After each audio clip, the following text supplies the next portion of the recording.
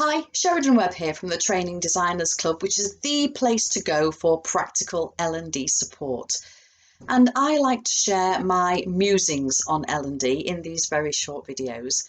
And today's musing has come as a result of me co-piloting my daughter to her holiday job. She's learning to drive, so I have to go and sit in the passenger seat. She's getting quite good now.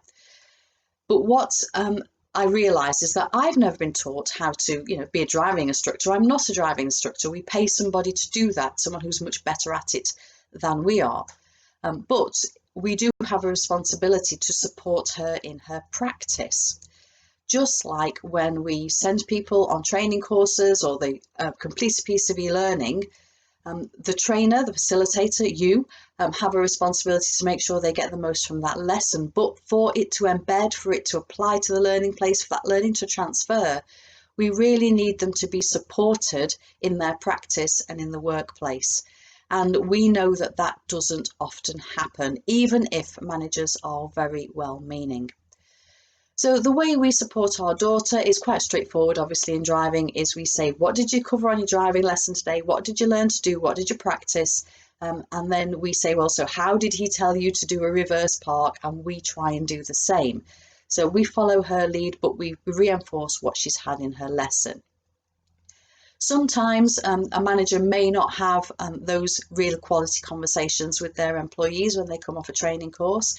They may not be able to have them for a few days, in which case the immediacy of that memory is lost. And it reminded me of a few years ago when I created some manager's guides to each module in an employee development program. And what these guides were, they were just 4 pages long, and it said, this is what we covered, these are the objectives, this is what people should be able to do. Here are some of the actions that we're hoping to see people put into practice, and here are some questions that you can ask to reinforce and embed their learning. And the feedback from that was it was incredibly helpful, because a majority of the managers genuinely wanted to support their employees. But one, they were really busy, and two, they didn't know how.